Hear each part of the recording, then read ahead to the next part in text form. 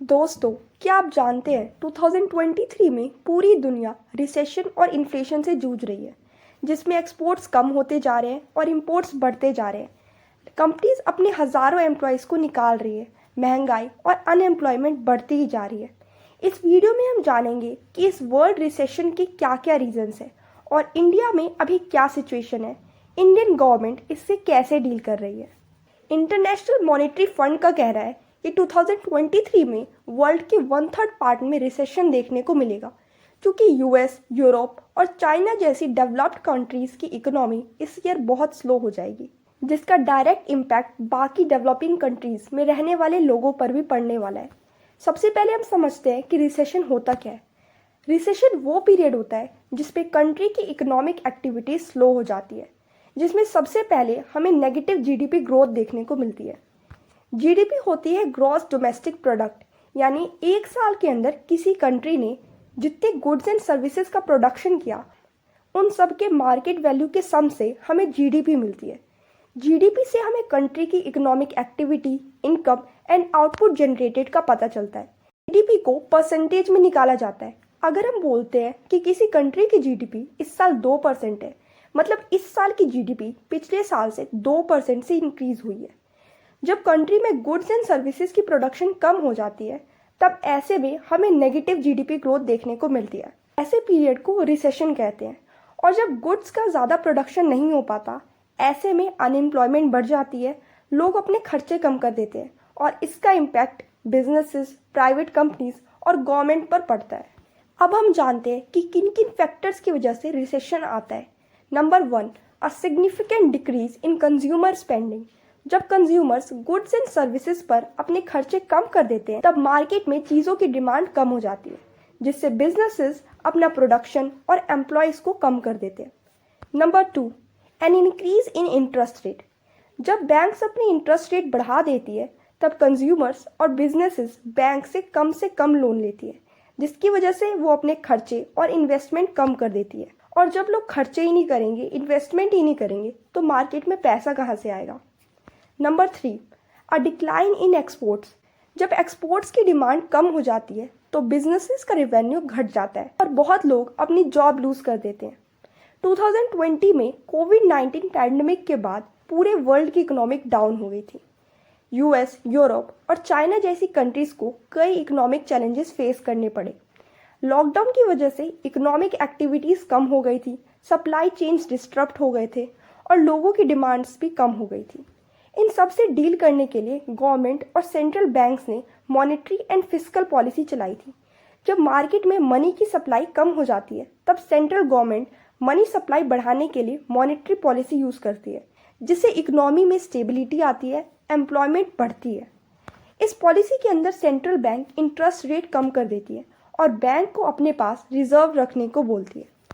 Fiscal policy के अंदर government taxes कम कर देती है और पब्लिक स्पेंडिंग्स बढ़ा देती है।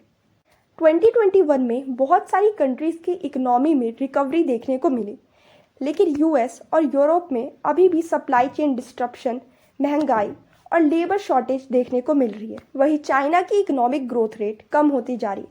चाइना पर तो $51.9 ट्रिलियन का डेट पे है, जो कि चाइना की जीडीपी के 3 टाइम्स है। कोरोना के बाद यूक्रेन और रशिया वॉर स्टार्ट हो गई थी। यूरोप, यूके और यूएस ने रशिया पर सैंक्शंस लगा दिए थे, जिससे रशियन इकोनॉमी वीक हो जाए और वो वॉर को एंड कर दे। यूरोप में 40% से ज़्यादा ऑयल रशिया से आता था और इसका फ़ायदा उठाते हुए रशिया ने यूरोप पे ऑयल की सप्लाई कम कर दी और यूरोप में ऑयल की प्राइसेस बहुत बढ़ गई।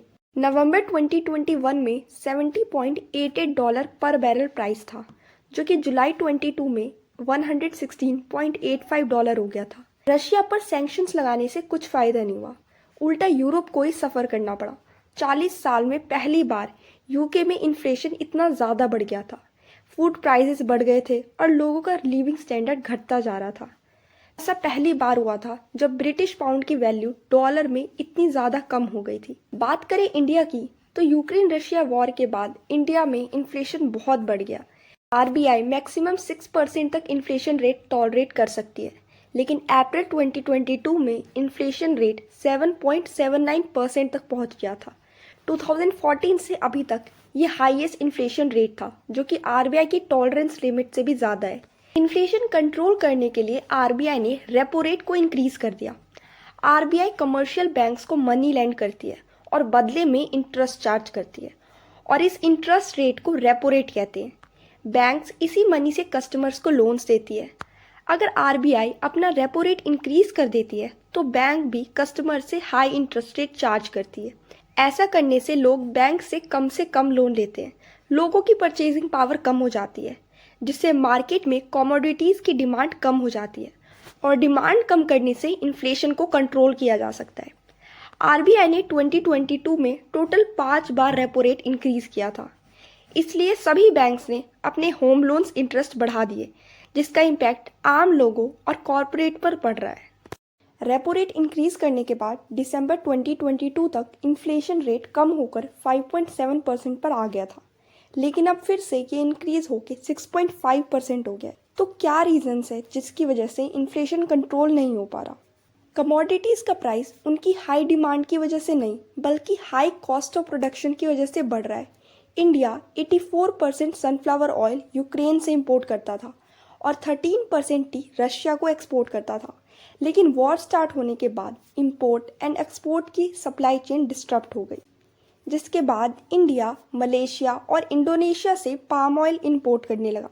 इंडोनेशियन वेंडर्स ने पाम ऑयल के प्राइसेस 30 to 40% इंक्रीज कर दिए, जिसकी वजह से सोप्स, डिटर्जेंट्स और कॉस्मेटिक प्रोडक्ट्स की कॉस्ट ऑफ प्रोडक्शन इंक्रीज हो गई। लास्ट 2 ईयर्स में फर्टिलाइजर के प्राइसेस 200% से इंक्रीज हो गए और ऐसा इसलिए हो रहा है क्योंकि यूक्रेन रशियन वॉर की वजह से नेचुरल गैस के प्राइसेस बढ़ गए हैं।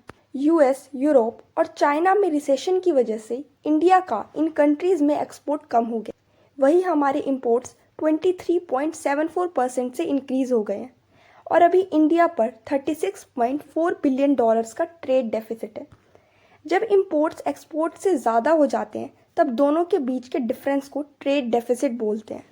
इकोनॉमिस्ट का कहना है कि 2023 में ऐसा टाइम आएगा जब गवर्नमेंट भी सिचुएशन को हैंडल नहीं कर पाएगी। डॉक्टर बूम, जिन्होंने 2008 का रिसेशन प्रिडिक्ट किया था, उनका कहना है कि शेयर मार्केट 40% से गिरने वाला है और इस बार का रिसेशन 2008 वाले रिसेशन से भी बड़ा होगा और ज़्यादा टाइम के लिए होगा। आपको ये वीडियो इन्फॉर्मेटिव लगी हो तो इस वीडियो को ज़रूर लाइक और शेयर करें और हमारे चैनल को सब्सक्राइब करें।